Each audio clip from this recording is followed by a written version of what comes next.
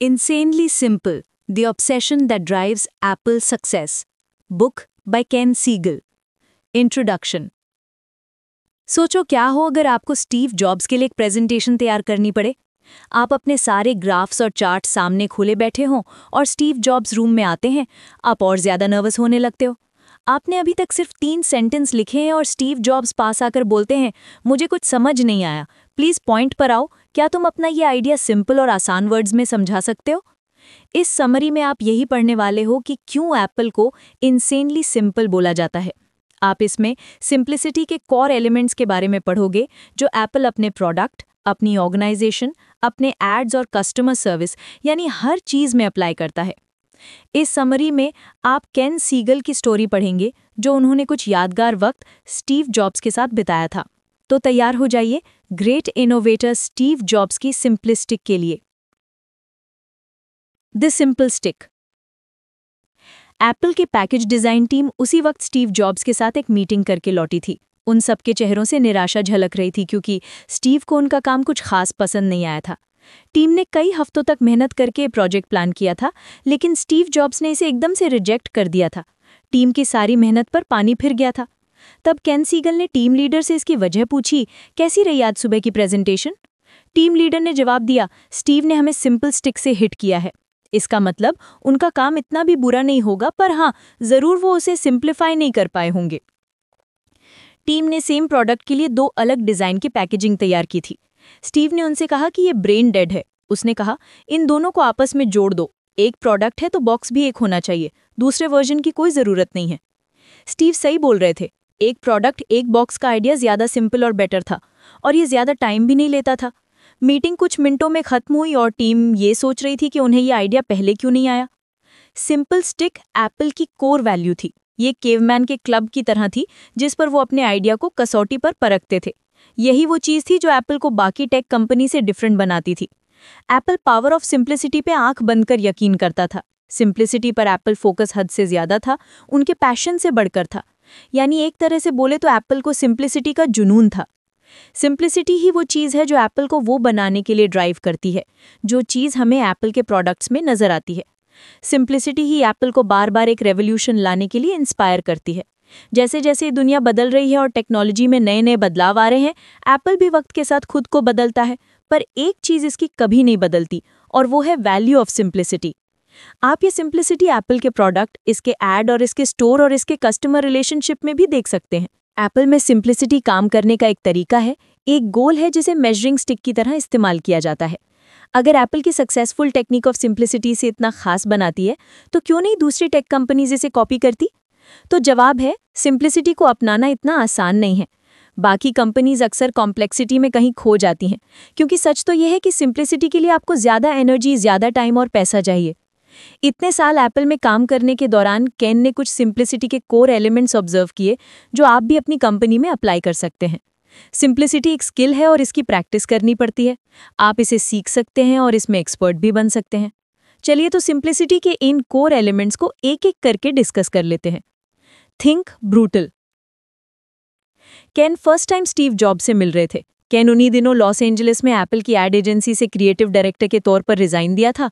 अब वो स्टीव की नई कंपनी नेक्स्ट के नए क्रिएटिव डायरेक्टर के तौर पर न्यूयॉर्क में थे। स्टीव कॉन्फ्रेंस रूम में उनका वेट कर रहे थे। किसी को भी ये नहीं लगा था कि स्टीव केन को हायर करने से पहले उनका इंटरव्यू लेंगे, और स्टीव खुद भी इस बात को लेकर ज़्यादा खुश नहीं थे। और उधर केन बहुत नर्वस हो रहे थे। केन की नई एजेंसी थी अम्मिराटी एंड प्यूरिस, जो काफ़ी फेमस हो गई थी, और BMW के लिए उसके काम की काफ़ी तारीफ भी हो रही थी। खुद रैल्फ अम्मिराटी ने केन को अपनी कंपनी में वेलकम किया था, और ये रैल्फ ही था जिसने स्टीव के साथ एक माइनर इशू के बारे में उसे बताया था। स्टीव ने खुद अम्मिराटी एंड प्यूरिस को चूज़ किया था क्योंकि उसे बेस्ट एड एजेंसी चाहिए थी। असल में स्टीव को BMW और UPS की लेटेस्ट एड काफ़ी पसंद आई थी, और उन्हें ये जानकर और भी खुशी हुई कि ये दोनों एड्स एक ही कंपनी ने बनाए हैं। केन मीटिंग रूम के बाहर लंबी लंबी सांसें ले रहे थे। वो काफ़ी नर्वस फील कर रहे थे। जब वो दरवाज़ा खोलकर अंदर गए तो देखा स्टीव जॉब्स रैल्फ अम्मिराटी से बातें कर रहे थे। रैल्फ ने स्टीव को केन का इंट्रोडक्शन दिया। दोनों ने हैंडशेक किया। स्टीव ने केन का मुस्कुराते हुए वेलकम किया। स्टीव बोले, अच्छा, तो मैंने सुना है कि आपने एप्पल के लिए एड्स बनाए हैं। केन को थोड़ी राहत मिली। उन्होंने बड़े प्राउडली जवाब दिया, हाँ। और वो प्राउड क्यों ना फील करते, आखिर उनके कुछ एड्स ने अवार्ड्स जो जीते थे। मुझे आपका टीवी में काम भी काफी पसंद आया, स्टीव ने आगे कहा। केन का कॉन्फिडेंस थोड़ा और बढ़ गया था। स्टीव केन के आंखों में सीधा देखते हुए बात कर रहे थे और उनकी मुस्कुराहट में एक गर्मजोशी थी। लेकिन तभी स्टीव ने कहा, लेकिन प्रिंट बहुत ही घटिया था। केन उस पोजीशन में जहां इंसान को समझ नहीं आता कि इस बात का क्या जवाब दिया जाए, उन्हें अच्छा लगना चाहिए था या बुरा। लेकिन फिर उन्होंने हिम्मत जुटाकर स्टीव से सिर्फ इतना कहा, थैंक्स। केन ने उस आदमी को थैंक यू बोला जिसने उसके काम को घटिया करार दिया था। लेकिन केन को ज्यादा बुरा नहीं लगा था। केन खुश थे कि आखिर उनके बीच की बर्फ तो पिघली। उन्हें ये नहीं लगा कि स्टीव अच्छा या बुरा बर्ताव कर रहे हैं और ना ही अप्रूव या डिसअप्रूव कर रहे हैं। स्टीव तो बस ऑनेस्टली अपनी बात केन के सामने रख रहे थे। जो उन्होंने फील किया उन्होंने बोल दिया, और इस तरह आने वाले कई सालों तक उनका यही सिंपल रिलेशनशिप चलता रहा। असल में स्टीव जॉब्स को अपने वर्किंग रिलेशनशिप में कोई कॉम्प्लेक्सिटी पसंद ही नहीं थी। ये ठीक उसी तरह था जैसे उन्हें अपने आईपॉड में एक्स्ट्रा बटन नहीं पसंद थे। स्ट्रेट फॉरवर्ड होना ही सिंप्लिसिटी है और घुमा फिरा के बोलना कॉम्प्लेक्सिटी। केन समझ चुके थे कि स्टीव जॉब्स ऐसे ही है। जो बात इनके माइंड में आती थी वो सीधा बोल देते थे, फिर चाहे सामने वाले को बुरा लगे या भला लगे। स्टीव के लिए सच सिर्फ सच था और उनकी ओपिनियन थी जिसके कोई दो राय नहीं हो सकती थी, चाहे सामने कोई भी हो। ब्रूटल फ्रैंक टॉक के अपने फायदे हैं। जैसे एग्जाम्पल के लिए आपको पता चले कि आपके सीईओ को आपके काम में कुछ कमी नजर आई है, जबकि रियल में आपका सीईओ सोचता है कि इन कमियों को दूर किया जा सकता है। हो सकता है आपने सीईओ की कही बात किसी मिडलमैन के मुंह से सुनी, मैसेज देने वाले ने अपनी तरफ से बात जोड़ दी और इस तरह गलतफहमी पैदा हो गई। आपको लगा सीईओ आपके काम को पसंद नहीं करता, जबकि असलियत में वो सिर्फ कुछ सुधार चाहता है। आपको ऑनेस्ट फीडबैक नहीं मिला और इसलिए आप सही तरीके से अपना प्रोजेक्ट रिवाइज नहीं कर पाए। इस तरह के अनक्लियर मैसेज कंपनी को काफ़ी नुकसान पहुंचाते हैं। अगर हम अपनी ईमेल्स ब्रूटली ऑनेस्ट होकर लिखें तो हम अपना टाइम और एनर्जी दोनों बचा सकते हैं, जो हम बेकार में एक्सप्लेनेशन देने में वेस्ट कर देते हैं। स्टीव ने हमेशा हर किसी से यही चाहा कि वो उनसे स्ट्रेट फॉरवर्ड तरीके से बात करें। ये सिंप्लिसिटी का एक एलिमेंट है जो आप भी अप्लाई कर सकते हो। आपको सिर्फ ऑनेस्ट रहना है और जो आपका माइंड कहे वही बोलना है। कुछ लोग शायद बुरा मानेंगे, पर एक स्ट्रेट फॉरवर्ड अप्रोच सबका टाइम और एनर्जी बचा सकती है। ब्रूटली ऑनेस्ट अप्रोच अडॉप्ट करके टीम को अपने प्रोग्रेस पर फोकस करने में हेल्प मिलेगी और ये हर किसी को अपना बेस्ट देने के लिए पुश भी करेगी। Think small.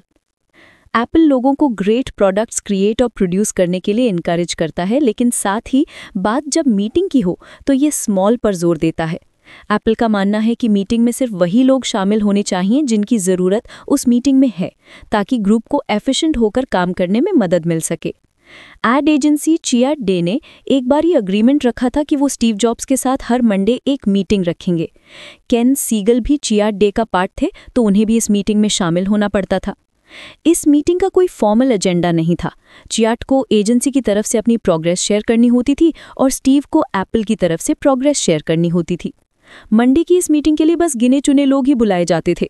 चियाट की तरफ से अकाउंट डायरेक्टर, मीडिया डायरेक्टर और क्रिएटिव लोग होते थे, और एप्पल की तरफ से स्टीव जॉब्स, आईवी जो डिज़ाइन डिपार्टमेंट से थे, फिल शिलर जो प्रोडक्ट मार्केटिंग से थे, और एलन ओलिवो जो मार्केटिंग कम्युनिकेशन से थे, और हिरोकी असाई क्रिएटिव टीम की तरफ से ये मीटिंग अटेंड करते थे। बस इतने ही लोग इस मीटिंग में शामिल होते थे। लेकिन एक सोमवार एप्पल की ओर से एक औरत भी इस मीटिंग में शामिल हुई। केन उसे नहीं जानते थे और उन्हें यह भी नहीं पता था कि उसका नाम क्या है, तो चलिए इस स्टोरी के लिए हम उसका नाम लॉरी रख लेते हैं। लॉरी बाकियों की तरह अपनी सीट पर बैठी थी और स्टीव जॉब्स भी मीटिंग के लिए सही टाइम पर पहुंच गए थे। स्टीव थोड़े सोशल मूड में थे, तो वो सबसे बातें करने लगे और थोड़ी देर बाद मीटिंग भी शुरू हो गई। उन्होंने कहा कि इससे पहले कि हम स्टार्ट करें, मैं आपके सामने कुछ चीज़ें अपडेट करना चाहता हूँ। स्टीव ने ये कहते हुए सबकी तरफ देखा और अपनी बात जारी रखी। सबसे पहले तो हम आईमैक की बात करेंगे। तभी अचानक स्टीव बोलते बोलते रुक गए। उन्होंने लॉरी की तरफ देखते हुए पूछा, एक्सक्यूज मी, आप कौन हैं? लॉरी एकदम से अचकचा गई, पर उसने बड़ी शांति से जवाब दिया कि उसे इस मीटिंग में इनवाइट किया गया है और वो मार्केटिंग प्रोजेक्ट में इन्वॉल्व है जिस पर यहाँ अभी बातचीत होने वाली है। स्टीव ने लॉरी की बात सुनी। खैर, उन्होंने अपनी बात पूरी की और फिर अचानक लॉरी को सिंपली स्टिक से हिट करते हुए बोले, मुझे नहीं लगता इस मीटिंग में हमें आपकी ज़रूरत है, थैंक यू। और उसके बाद जैसे लॉरी उनके लिए कमरे में थी ही नहीं, स्टीव जॉब्स अपनी बात पूरी करते रहे। लॉरी चुपचाप उठी और रूम से बाहर निकल गए। तो ये था स्टीव जॉब्स की सिंप्लिसिटी का एक रूल। शुरुआत एक छोटे ग्रुप से करो जिसमें सभी स्मार्ट लोग हों, और ग्रुप को हमेशा छोटा ही रखो। जब भी आप मीटिंग में ज़्यादा लोगों को इन्वॉल्व करते हो, उतना ही आप मीटिंग को और ज़्यादा कॉम्प्लेक्स बना देते हो। मीटिंग में जो भी लोग शामिल हों, उनके वहाँ होने का कोई ना कोई रीज़न हो। किसी को मर्सी इन्विटेशन देने की ज़रूरत नहीं है।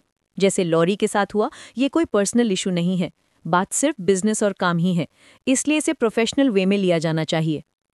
क्या आपने नोटिस किया है कि आपकी कंपनी में कितनी ही ऐसी मीटिंग्स रखी जाती हैं जहां ज़रूरत से ज़्यादा लोग जमा होते हैं, और इन मीटिंग्स में से कितनी ही मीटिंग्स अपने ओरिजिनल पर्पस से भटक जाती हैं?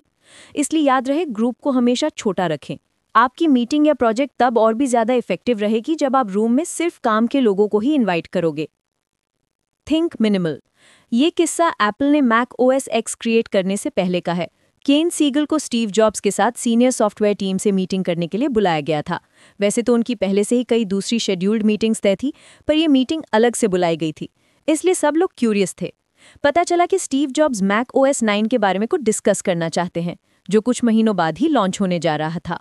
दरअसल स्टीव जॉब्स इसके ऑपरेटिंग सिस्टम में एक अपग्रेड करना चाहते थे, एक नया वर्जन, जिससे प्रोडक्ट ज़्यादा से ज़्यादा बिक सके। तो उन्होंने कहा, माइक्रोसॉफ्ट भी यही करता है, ऐसा समझ लो जैसे हमें नोट छापने हैं।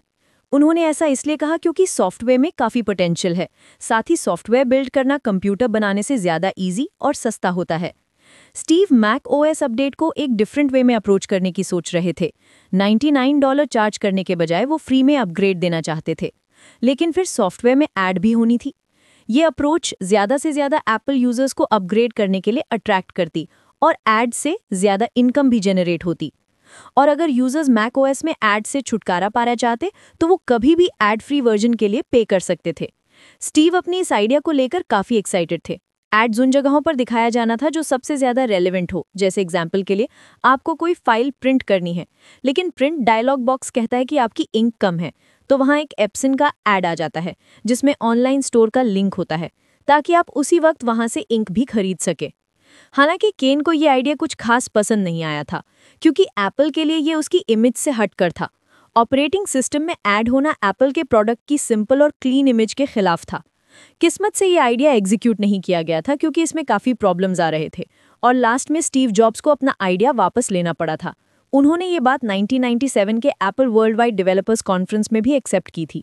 फोकस का ये मतलब नहीं है कि हर आइडिया को हाँ बोलना, इसका ये भी मतलब है कि बाकी के 100 अच्छे आइडियाज़ को ना बोलना, क्योंकि आपको सोच समझ कर चूज़ करना है। जो फैसले हमने लिए, मुझे उन पर प्राउड है, और साथ ही उन फैसलों पर भी प्राउड है जो हमने नहीं लिए। तो आप समझे कि इनोवेशन का असली मतलब है बहुत सारी चीज़ों को ना बोलना। बेशक हम में से कई सारे लोग एंड में खुशी हुए होंगे, क्योंकि स्टीव ने तब मैकओएस में एड्स का आइडिया रिजेक्ट जो कर दिया था। अब चलिए बात करते हैं उस वक्त की जब स्टीव जॉब्स पूरे 11 महीने एप्पल से बाहर रहने के बाद वापस कंपनी में आए थे। एप्पल अपनी आखिरी सांसें गिन रहा था कि स्टीव लौट आए। पुराने तीनों सीईओ कंपनी को डूबने से बचा नहीं पाए थे। ये तीनों सीईओ थे जॉन स्कली, जिसने जॉब्स को निकाला था, माइक स्पिंडलर और उसके बाद गिल अमेलियो, जिसने स्टीव को वापस हायर किया था। इन तीनों की वजह से एप्पल डूबने की कगार पर पहुंच गया था। स्टीव के पास री-इंस्टॉलमेंट को सेलिब्रेट करने का टाइम नहीं था। वो एक अकेला ही था जो अपने करिश्मा और विजन के बलबूते पर एक बार फिर कंपनी को वापस ऊंचाइयों पर पहुंचाने का दम रखता था। ये कहना गलत नहीं होगा कि एप्पल की जान स्टीव में थी। जो सबसे पहला काम स्टीव ने किया, उन्होंने कंपनी से उन लोगों को निकाल बाहर कर दिया जो एकदम लेजी, मीडियोकर और अनप्रोडक्टिव थे। सिर्फ वही लोग बचे रहे जो ब्रेव और ब्रिलियंट थे, क्योंकि ऐसे एम्प्लॉयज़ की ही एप्पल को ज़रूरत थी। अगला काम स्टीव ने ये किया कि उन्होंने उन प्रोडक्ट्स को कम से कम कर दिया जिन्हें प्रोड्यूस और मार्केट किया जाना था। उस वक्त एप्पल ने अपने कई मॉडल मार्केट में उतारे थे, जैसे कि Performer, Quadra, Power Macintosh, Power Book और मैकिन्टॉश एलसी के अलावा कई और भी प्रोडक्ट्स। मार्केट में इन प्रोडक्ट्स की एक तरह से कतार लगी हुई थी, जो सारे प्लेन और बोरिंग थे। एप्पल का सारा पैसा रिसर्च और डेवलपिंग से लेकर मार्केटिंग में खर्च हो रहा था, और साथ ही इतने सारे प्रोडक्ट्स एक साथ लॉन्च होने की वजह से कस्टमर्स के साथ साथ एम्प्लॉयज़ भी कंफ्यूज हो रहे थे। 1998 में Cupertino centre for performing arts में स्टीव जॉब्स ने ऐसे 2 अनाउंसमेंट किए जो एप्पल का फ्यूचर बदलने वाले थे। पहला था iMac को लॉन्च करना, और दूसरा था एप्पल का नया बिजनेस प्लान। ये एक सिंपल चार्ट था, एक स्क्वायर जो 4 इक्वल पार्ट में डिवाइड किया गया था। यहाँ स्टीव ने दिखाया कि एप्पल अब से अपने कंप्यूटर मॉडल के साथ क्या करेगा। एप्पल के पास अब सिर्फ 4 प्रोडक्ट की चॉइस रहेगी। रेगुलर यूजर्स के लिए एक लैपटॉप, प्रोज और टेक गीक्स के लिए दूसरा लैपटॉप, रेगुलर यूजर्स के लिए एक डेस्कटॉप और एक और डेस्कटॉप जो एक्सपर्ट्स और प्रोज के लिए लॉन्च किया गया। बस इतना ही। यही था इस सारी प्रॉब्लम के लिए स्टीव जॉब्स का सॉल्यूशन। इस सिंपल इमेज में उन्होंने एप्पल के इंजीनियर्स को तो इंस्पायर किया ही, साथ ही लॉयल कस्टमर्स में भी एक एक्साइटमेंट जगा दी थी। साथ ही उन्होंने कंपनी के मिलियंस ऑफ डॉलर्स कई सारे मॉडल्स पर खर्च होने से बचा दिए थे। Think casual. एप्पल से निकलने के 5 मिनट बाद ही केन एक रेंटल कार में बैठकर एयरपोर्ट की तरफ जा रहे थे, जहां से उन्हें अपने घर लॉस एंजलिस के लिए फ्लाइट लेनी थी। तभी उनका फोन बजा तो उन्होंने देखा कि स्टीव जॉब्स कॉल कर रहे हैं। स्टीव फोन पर बोले, मुझे नहीं पता वो आदमी कौन था या फिर तुम उसे क्यों लेकर आए, लेकिन उसने जो कुछ भी किया उसके लिए मैं एक कौड़ी भी नहीं देने वाला। और हाँ, मुझे दोबारा एप्पल में नजर नहीं आना चाहिए। स्टीव क्रिएटिव एजेंसी के प्लानर की बात कर रहे थे, जिसका नाम हैंक था। प्लानर्स को कस्टमर्स के पॉइंट ऑफ व्यू रिप्रेजेंट करने को बोला गया था, जिसे कि कंपनी के या क्रिएटिव एजेंसी के पॉइंट ऑफ व्यू से कंपेयर करना था। प्लानर्स की जिम्मेदारी थी ये पता लगाना कि कंपनी के प्रोडक्ट्स को लेकर कंज्यूमर्स क्या सोचते हैं। कंपनी का मकसद कस्टमर्स की पसंद नापसंद जानना था, ताकि कस्टमर्स उनके प्रोडक्ट्स खरीदे। प्लानर्स को वो सारी इन्फॉर्मेशन जो उन्होंने कलेक्ट की थी एक प्लान बनाकर क्रिएटिव एजेंसी के सामने प्रेजेंट करनी थी, ताकि वो उस पर काम कर सके। दरअसल उन्हें प्लानर के रिजल्ट के हिसाब से मार्केटिंग स्ट्रैटेजी बनानी थी। हैंक उन दिनों एप्पल की क्रिएटिव एजेंसी चियाटर डे में नया अपॉइंट हुआ था। वैसे हैंक काफ़ी स्मार्ट था। इससे पहले वो एक बड़ी क्रिएटिव एजेंसी के लिए और एक बड़े आइकॉनिक ब्रांड के लिए भी काम कर चुका था। तो हैंक का काम था एप्पल ब्रांड की इमेज डिफरेंट डेमोग्राफिक ग्रुप्स और एथनिसिटीज़ तक पहुंचाना। और ये उसके लिए एक बड़ी अपॉर्चुनिटी बन सकती थी, क्योंकि एक तरह से वो खुद पर्सनली स्टीव जॉब्स को रिप्रेजेंट कर रहा था। हैंक को अपना काम पूरा करने में 2 हफ्ते का वक्त लगा। उसने सारी ज़रूरी रिसर्च कर ली थी। वो स्टीव जॉब्स को एकदम इम्प्रेस कर देना चाहता था। मीटिंग के 1 हफ्ते पहले हैंक ने केन सीगल से पूछा कि क्या वो उसकी प्रेजेंटेशन देखकर उसे कुछ सलाह देना चाहेगा, क्योंकि केन काफ़ी अच्छे से जानता था कि स्टीव जॉब्स को इन्फॉर्मेशन प्रेजेंट करने का बेस्ट तरीका क्या है। लेकिन हुआ ये कि केन अपने बिजी शेड्यूल के चलते हैंक की प्रेजेंटेशन के लिए ज़रा भी वक्त नहीं निकाल पाया। इस तरह कई दिन गुजर गए, पर केन हैंक का काम नहीं देख पाया। फिर प्रेजेंटेशन वाले दिन ही उसे हैंक का काम देखने को मिला। केन सीगल, हैंक और चियाटर डे के बाकी लोग उस दिन मीटिंग रूम में कुछ जल्दी ही पहुंच गए थे। हैंक ने अपना पोर्टफोलियो सेट करना स्टार्ट किया और हैंक का बड़ा पोर्टफोलियो देखकर केन पहले से ही परेशान हो गए। केन ने देखा कि हैंक ने एक बड़ा सा ग्राफ तैयार कर रखा था और उसने एक चार्ट भी बना रखा था, जिसमें कई सारे नंबर्स और डिफरेंट टाइप के कस्टमर्स की पिक्चर्स लगी थी। केन ये सब देखते ही टेंशन में आ गए, क्योंकि उन्हें अच्छे से मालूम था कि स्टीव जॉब्स इस टाइप के प्रेजेंटेशंस पसंद नहीं हैं। जब तक हैंक का काम पूरा हुआ, पूरा दीवार उसके विजुअल मटेरियल से भर चुका था। जब स्टीव जॉब्स मीटिंग रूम में आए तो उन्हें हैंक से इंट्रोड्यूस कराते हुए उसकी काबिलियत के बारे में बताया गया। वो दीवार जहां हैंक अपनी प्रेजेंटेशन शो कर रहा था, स्टीव की चेयर के पीछे थी। इसलिए स्टीव को प्रेजेंटेशन देखने के लिए अपनी चेयर घुमानी पड़ी। शुरू में तो स्टीव ने काफ़ी ध्यान से सब कुछ देखा और सुना, पर जैसे जैसे टाइम बीत रहा था वो अपनी कुर्सी पर धंसते जा रहे थे। साफ पता चल रहा था कि स्टीव जॉब्स बोर हो रहे हैं। वो हैंक को बीच में टोकते हुए उससे सवाल पूछने लगे, लेकिन ऐसा लग रहा था जैसे हैंक के जवाब उन्हें कन्विंस नहीं कर पा रहे थे।